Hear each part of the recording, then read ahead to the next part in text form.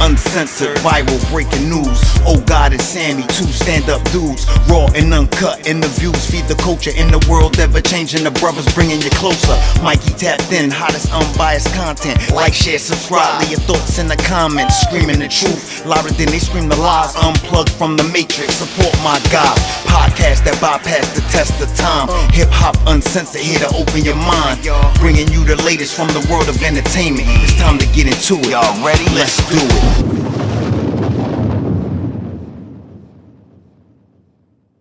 Welcome to another episode of the Hip Hop Uncensored Podcast. I'm your brother, old guy from Hip Hop News Uncensored, and sitting across from me is my co-host. What up, y'all? It's your man Sam, and CEO of Viral Hip Hop News. You're in the building for a very special edition of the Hip Hop Uncensored Podcast. We got a special guest in the building. Our brother King Randall is on the podcast. How you feeling today, family? Feeling excellent, man. How are you? Doing very well. Thank you for coming on. Like we said earlier, appreciate you coming on and blessing us with your time and your wisdom this afternoon, man. So for the people who don't know, real quick, give the people an introduction of who you are, what you have going on in Georgia, and everything that is in between. Sure, yeah, I'll give a brief introduction so we can get you all to ask some questions. But my name is King Randall. I'm 23 years old now. I'm the founder of the Life Preparatory School for Boys and the X for Boys program. These programs I started when I was 19 years old, teaching boys how to work on cars, work on houses, how to grow their own food, doing firearms training, welding, etc. Taking them across the country, just trying to teach, boys in the city of Albany, Georgia area, how to be a man. And we started boarding children. I started boarding them at my home to begin with before I opened the school. And seeing the children making the changes that they were making, seeing them not wanting to be in their conditions, and seeing them just turn into, upstanding young men is where I knew I definitely needed to open a school because of the changes I was making with just a few. So here we are today with the Life Preparatory School for Boys. It's an all-boys boarding school. It's completely free, no government funding. We don't answer to anybody. We teach our boys what they need to know. So they're with us, again, 24/7. No charge to their parents. We completely run off donations. No government funding at all. We just simply raise money every week to keep our boys taken care of and to continue running our school. So it just goes to show, for people who said they can't do it or it's too hard, etc. You can. I opened this, when I was 19, and the school's open now, so I believe anybody could do it if you just really want to. So just got to start somewhere. But that's kind of a brief introduction of who I am and what I do. Real quick, before I ask you my next question, let people know where they can donate. I want to get that out the way and do it, Sure, yeah. They can donate at the xforboys.org. That's THEXFORBOYS.org. Okay, so where do you get the passion for something like this? So take us kind of back to your upbringing, because 19 is super young to even have this type of passion, let alone have the passion for bringing it to fruition. I mean, it's extraordinary. So talk about your upbringing and the passion to even get this type of school going. Absolutely. Well, I was raising a full family, had grandfathers, uncles, stepfather. I actually had two stepfathers. My mom divorced my first stepfather when I was about 13, and then I have my current stepfather right now. But these men helped mold and train and raise me into who I am. So growing up, I learned how to do a plethora of things with my former stepdad. He was more of a country guy. And my granddads and uncles, I learned how to lay bricks and fix cars and grow food. We did all this growing up. We ate everything from the garden. Like, we would go outside and pick what we wanted to eat growing up. We killed our food. We skinned our food. We done it all growing up. We grew all types of different fruit trees in the backyard. My mom would, have some of the kids from around the neighborhood. She'd cook for them, and we had like Bible study some nights and sometime with the kids. Like, we just do a whole lot of stuff. My mom's been a foster parent my whole life. I'm my mom's only child. She's actually not supposed to be able to have children, but somehow I popped up. But she's never been able to bear children again after me. And, I guess I'm just a miracle baby for her.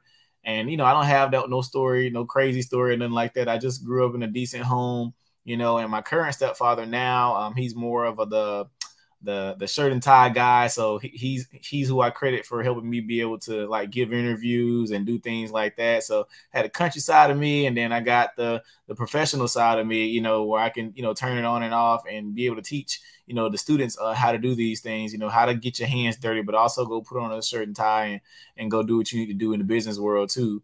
So that's, you know, important to me. But definitely just a full family helped raise me. And the passion came from just not seeing a lot of young men, you know, as I got older that don't know how to do all the things that I can. I thought that was normal because, you know, my dad and my stepdad, they taught like the other kids in the neighborhood how to do this stuff. So I'm thinking everybody somewhere is doing this stuff. And I get older and watching these teenage boys not be able to read and write. And one of my classmates got sentenced to 30 years in prison after a murder that happened here in my hometown. His younger brother committed a murder, and he told his brother to hide the weapon, but the big brother wasn't at the actual scene. And they charged him with, tampering with evidence or whatever. And they gave him 30 years for that. And, you know, and no type of rehabilitation programs here except for ours in South Georgia, you know. So I was just like, well, how are we expecting these children to become better if they're going to jail and going right back? And there's no type of rehabilitation for them, no type of programs to help curb that recidivism rate. So that's where I came in. And I was like, I'm just going to start something. I started out with a field trip. I started out doing oil change workshops, started out doing brake change workshops, and then it just took off from there. And that's where that passion came from, just seeing the children actually changing after I started working with them. I was listening to an interview you were conducting, and I remember you saying along the lines of the school system in Georgia are just passing these children through with getting and obtaining high school degrees and high school diplomas without even having the ability to read or write and being illiterate.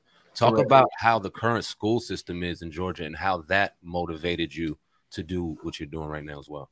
Well, for one, I originally, before we were opening our school, we were trying to buy a school building from our local school system. Right. Our local school system had a few buildings that were up for demolition. They're still up for demolition. And, I reached out to buy one of them, and we got into negotiations, about a 7-month negotiation process with them.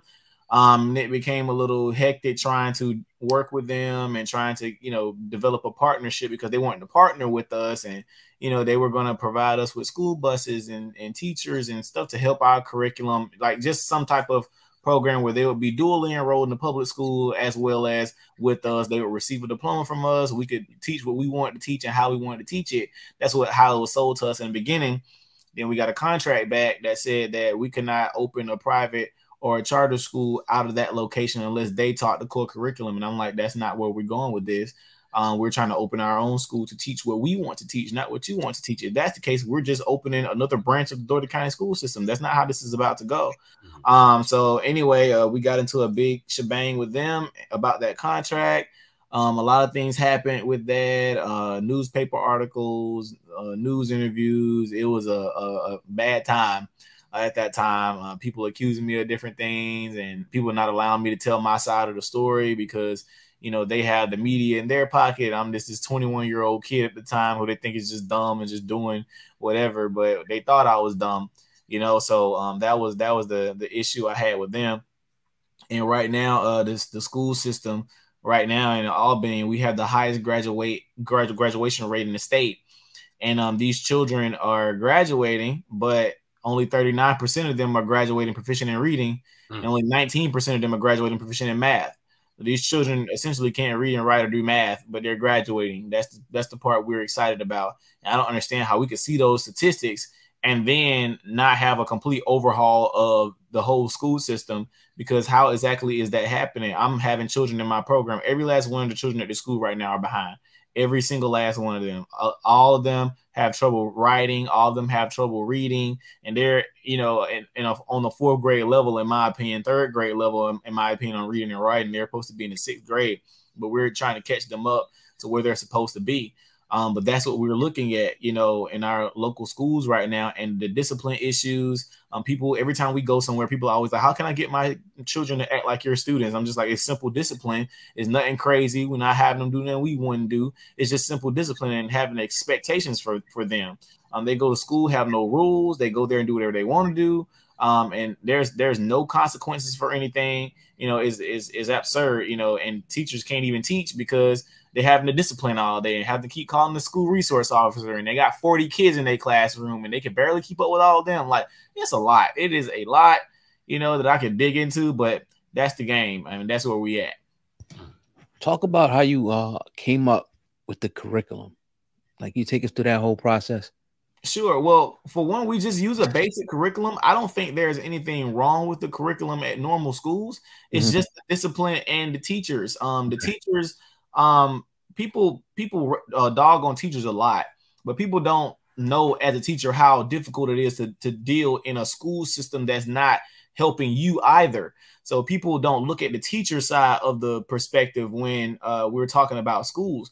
Teachers often, you know, are abused at school. They're verbally abused, physically abused, etc. And they're not understanding that nothing happens to these students, or nothing is happening for these teachers to be able to trust their school systems, etc. So all they can do is push these kids through school. But you'll hear a news report immediately about a teacher maybe snapping on a student and hitting them or whatever like that. I've seen so many stories where, like, every day where students are doing atrocities to teachers, throwing hot boiling water on them and fighting them and stabbing them and throwing desks. And this is happening at our schools every day. Our schools are complete jungles, you know, and nobody talks about how our teachers have to deal with these things. But the moment that teacher snaps and does something to a kid or hits them back or whatever, then it's a news story. We don't talk about how these students are also sexually abusing and sexually touching their teachers.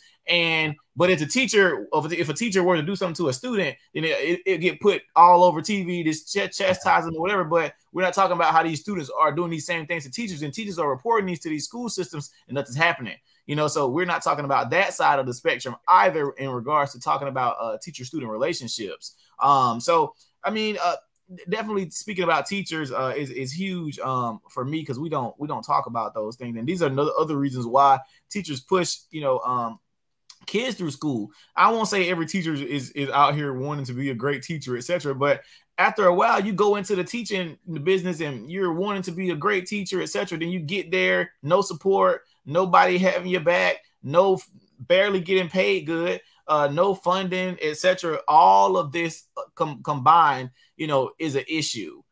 So I definitely, you know, like to be a teacher advocate also, because I have so many teachers in our local school system whom are supporters of what we do, whom want to come teach at our school. I just can't afford to pay them right now, you know, but they're just like, how can you help us get out of where we at? Because I cannot teach here with these kids. Like, it is terrible. And I understand it. I know it. I just graduated 5 years ago. I knew exactly what was going on in school. I knew exactly what was going on at that time. I knew what was happening, who was doing what. And literally 5 years removed, it is so much worse. Every time I go to the school now, like to go pick up my younger brother, he's at the same high school I was at. I go pick him up, and it is terrible there. Like, these kids in school airdropping sex tapes and all that stuff. Like, this, man, and then they just gave the kids MacBooks at school, so now they airdropping people's sex tapes all through the school and airdropping porn and all, and you can't. There's no lock you can put on it. These kids jailbreaking the laptops and all that stuff. Like, bro, like, just remove all that technology, period. Like, because we don't do that here. You know, you're not allowed a cell phone, any of that stuff. You're gonna write on this paper and you're gonna read this book. You know, like normal people, you earn phone time, you earn time to go play video games. We're not giving you no tablets. You're not getting no time to get on a computer. There's no social media, period, here, because it's a detriment to our kids. And people will, you know, argue with me about that on social media in regards to children having cell phones. But there's not enough pros that you can give me for the cons of a child having a cell phone. Absolutely not. I don't think any child under the age of 16, 17 years old even needs a cell phone and or social media. They'll need to be able to reach out to you and say, hey, I'm here, which is a simple flip phone, if that. And honestly, none of my parents had cell phones growing up, and they did just fine going to school, you know, and being where they were supposed to be at, you know. So, but That's where we are, and that's why we have a boarding school, because we ain't got to worry about them having to be transported back home and whoop, and they earn phone time to talk to their parents or whatever like that, and that's how that works. But man, teacher advocacy is something we have to talk about. Very powerful.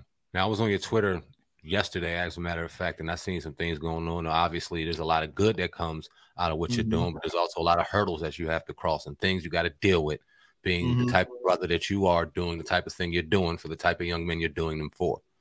So talk about the things you're going through. I'll read the tweet out verbatim. People continue to call the authorities on our school as if we're criminals. They came to quote unquote inspect our office. We weren't present. 20 minutes later, we see someone coming under our gate. Thank you to those who help us fight the system. Can you speak on that, brother? Yeah. So man, it's so interesting.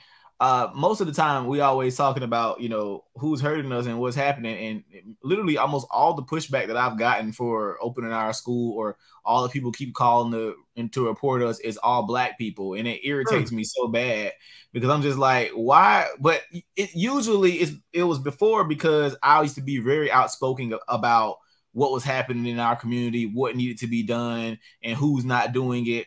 And so with me opening the school, it eradicated all the excuses that everybody who's been here, who's been an activist forever, it eradicated all those excuses that they given about why things couldn't happen and why they couldn't do what they did. Well, then how come King Randall can do it at 22, 23 years old, and y'all been saying it forever? The biggest, nicest building in this city is a church or whatever, and these churches could be opening schools and land banks and canning food and growing food, etc. Why aren't we trying to do these things readily for our community? Why? Because these churches, these organizations or whatever, they get grants for the cities being in turmoil. They can't apply for a grant if the city's not poor. They can go apply for this grant because this city needs this, so they get this particular grant and do maybe a little something for it or whatever, but not enough to not get that grant again next year. You know, so they do all these grant writing and get this money and keep getting this money and keep getting this money, you know, for the city being in turmoil. So if anybody tries to come and revitalize the city, then it loses them money,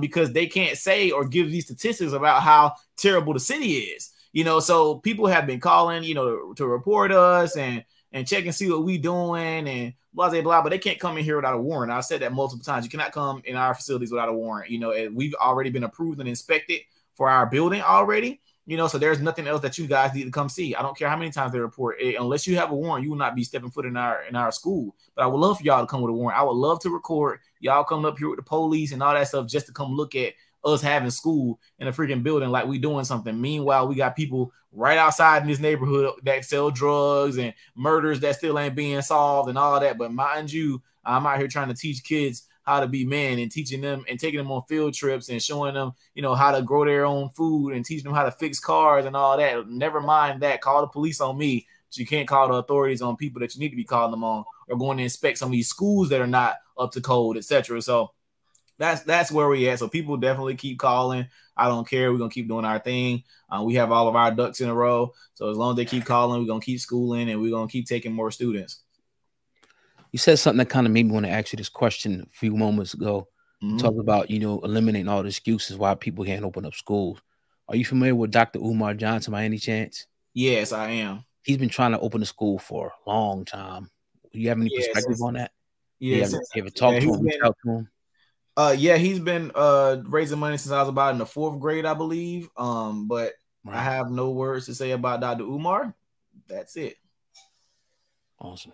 Yes, sir. So also in doing research, obviously, like I said earlier, we met you or had an opportunity to hear you speak live out at the All Black National Convention in Orlando, Florida. Shout out to Dr. Boyce for holding that event. Yes, sir.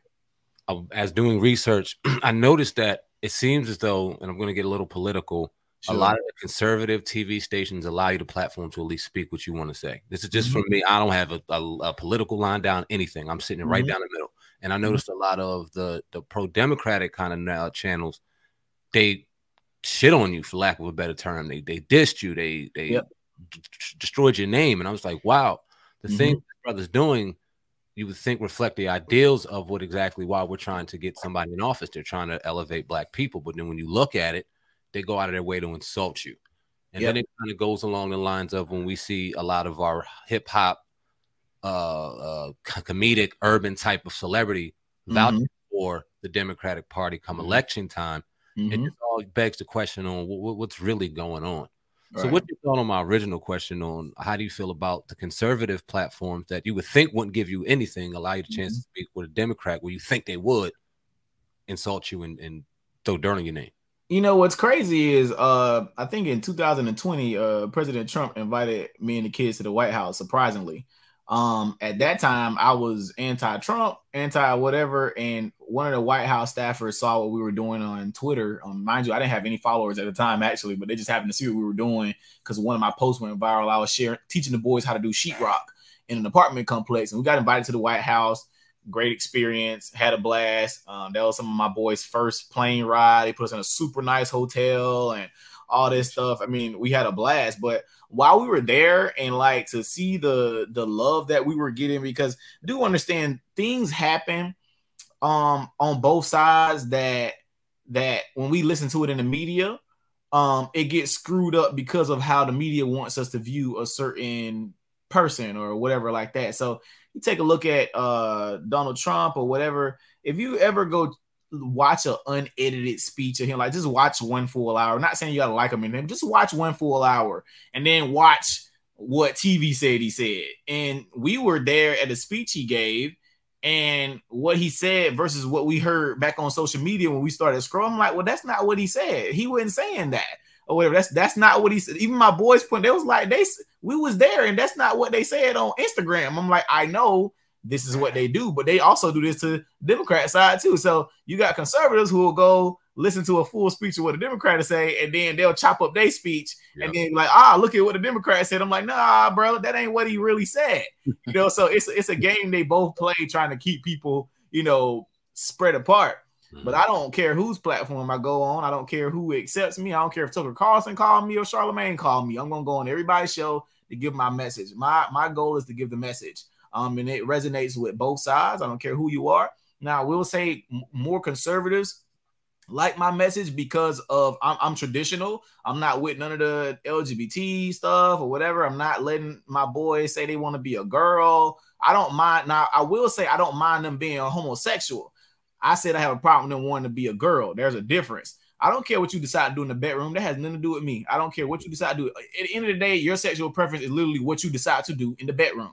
I don't care to go around telling people what I decide to do in the bedroom. That's like me saying I like girls all day. I don't care. I don't care if you like boys. I do have a student that is homosexual. He said it. He's like 15. He like, I like boys.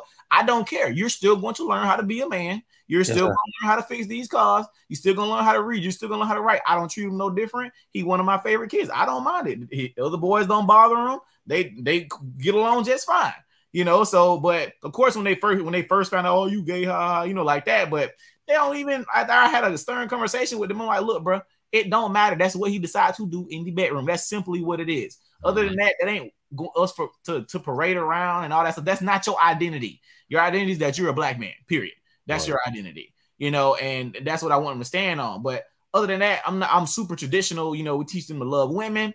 You know, we're teaching them how to be husbands, how to be fathers, and get back in the home, etc. Obviously, that's not the left side's plan. They want to promote sexuality to children and let children decide their genders and all that goodness. I'm not with all that. They can leave that at the public schools. We're not having it where we are. I don't care to fight against it. I'm just going, my way of fighting against it is opening my own stuff and teaching our own students, and whomever doesn't want their students or kids learning about that stuff early or pushing sexual stuff on children, you know, is absolutely ridiculous. But if we take a look at what's going around the country and all these parents going to these school boards about these books they're allowing in the library, these people they're allowing to read to kids, and like they're letting drag queens read to kids and stuff, and they're having like strip shows and stuff in front of children and all that. Like, this is what's happening. People just think this is supposed to be accepted. Like they need to open up their sexual. I'm like, this is a child, you pedophile. You know, like this is a child. My son want to be Spider-Man today. Does he identify as Spider-Man?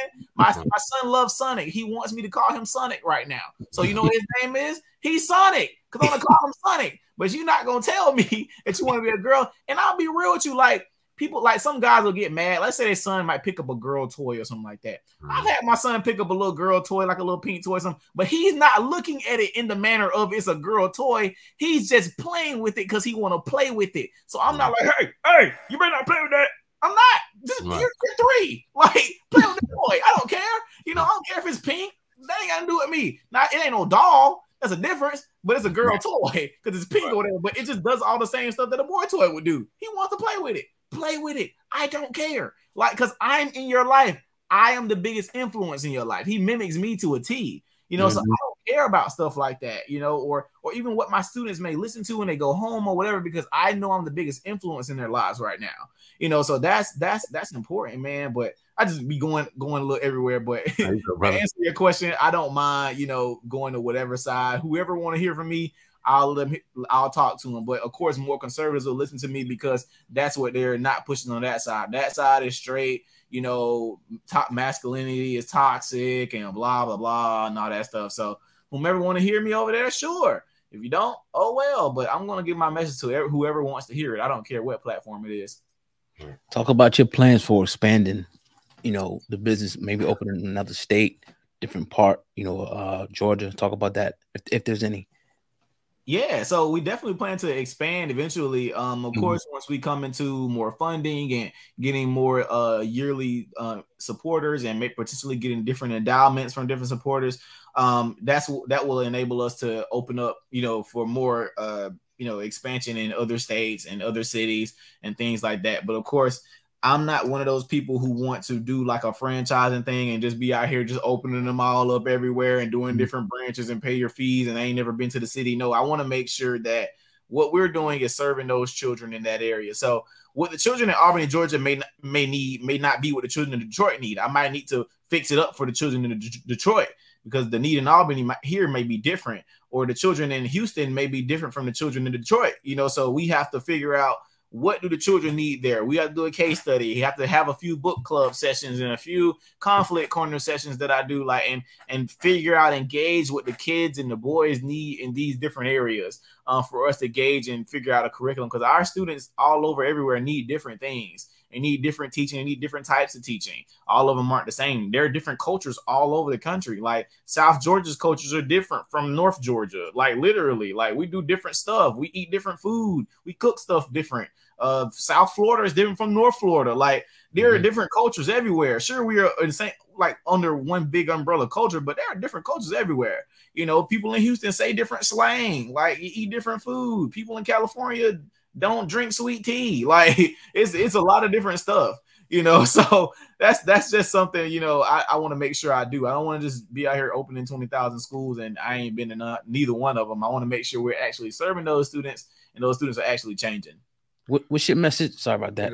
The message to the children about the hip hop when they come in. I'm sure they probably listen to different hip hop songs. How do you engage them with that? Because that's an influence on our children as well. Yeah, and I don't like when people don't try to act like it's not influencing our kids. Like, for example, my son, my favorite rapper is Travis Scott. Not because I just love Travis Scott. That's my guy or whatever. But my son, he likes to listen to Travis Scott because I like listening to Travis Scott. But he'll watch some of Travis Scott videos or like, he's only 3, but you know, Travis Scott got a little braids in his head or whatever. So Baby King, like, he'll go get like a piece of gum or something like that and like pull it down like that and like shake his head around like Travis Scott be doing or whatever. And it's pretty funny or whatever, but people try to act like this ain't having an influence on our kids. I'm like, it is though. Like it is. They're listening to this rap. These kids are listening to NBA Youngboy and really want to be this man. Like they want to live his life. They think that they are NBA Youngboy or whatever. Granted, I don't mind honestly what our students listen to with me because I know what's happening. I can tell you to differentiate. Not to mention, I don't think you're a true father if you're not listening to the music that your kids are listening to. I try to listen to everything that they're listening to because I want to know what's going on in their brains. You know, I want to know what's going on in their heads. You know, so for those guys who not listening to what their kids know, whatever on your son playlist, go play it because you need to figure out what's going on in his head. You know, because that is affecting them. You know, even how you listen to music before a football game to get you pumped up, or you listen to sad music when you're in your feelings, or you listen to R&B to get you in the mood. Like all this stuff affects you, regardless of people want to believe it or not. You know, so I don't really necessarily have a message to the students and might care about that. Besides, that's not the particular life, you know, that they're truly living. Especially like some of the kids who have nice homes and stuff who try to live that life. I'm like, why do you want to live that life? Because it looks cool. So what I think our job, you know, should be is making other, you know, careers look cool to our kids, or introducing different sports to them, like such as we want to introduce skeet shooting and pickleball and all types of different stuff and different Olympic sports that Black people don't participate in. You can get endorsement deals for these things. You can get paid for these things versus oversaturating the market of football, basketball, and baseball or whatever. You can get paid for all these different sports that I just mentioned. Ping pong players. The average ping pong player make $140,000 a year on minimum. That's average. That's just ping pong.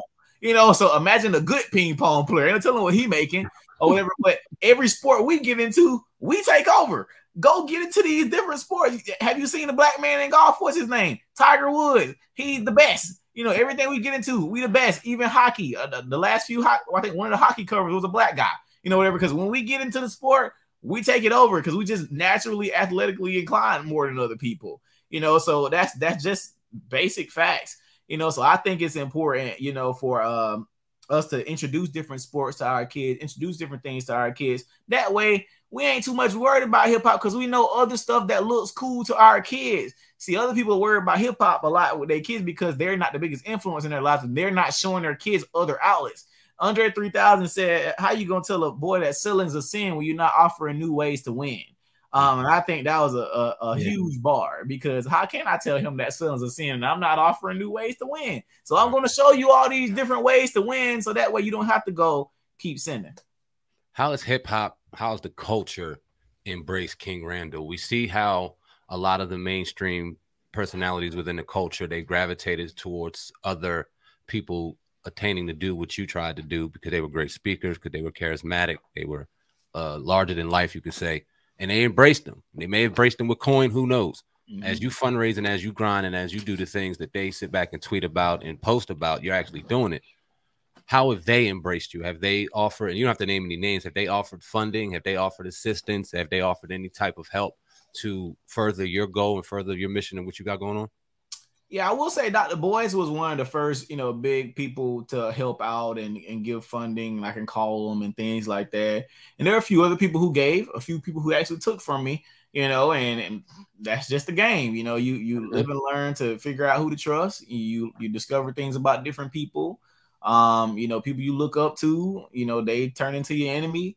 You know, things happen, you know, so and granted, you know, I don't really do much. I don't talk trash about anybody. I don't get on social media bashing anyone, but that's the game when you're out here doing work. So yeah, I do want to ask you this, and I know you said no comment to Dr. Umar, and I'm going to respect that, but correct me if I'm wrong. Was it at one point that you looked up to him and he was one of the motivating factors in you doing what you were doing? Absolutely. I did look up to Dr. Umar at one point. You know, we met, we were good, you know, life happens and no comment. Yes, sir. Yes, sir. So what's next, man? If you got, you know, anything you want to add, you know, any announcements you want to make, the floor is open. Not at the moment. No announcements, man. I just appreciate everybody, you know, who does support, you know, what we're doing. We're still trying to expand, you know, our student base right now. Next year, we'll be taking a new set of sixth graders. So our school starts in sixth grade.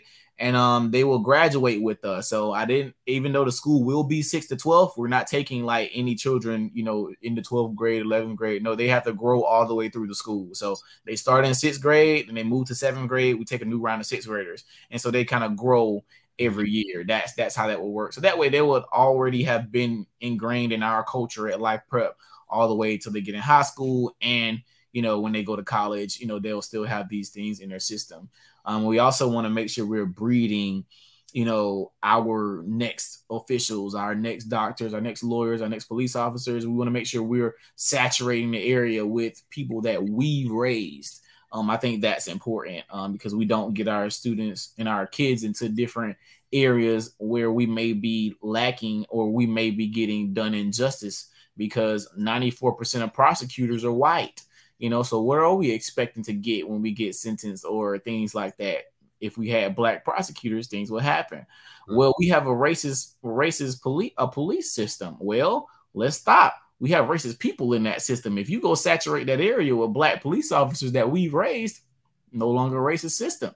It's that those black police officers there now that we raised. So again, sometimes we have to think about things like that and think about how can we best affect change there. So How can we make better police departments? How can we make better police officers? How can we make better everything? That's raising the people that are go in those systems. I'm more trusting of students that I've raised that want to go in these different fields. I'm not gonna, deter one of my kids from being a police officer. That's great, because then I know when he becomes a police officer, that's one better officer that's on the force that I help train and raise. Who has good head on his shoulder. So we saturate our areas with better mailmen and better doctors and whatever.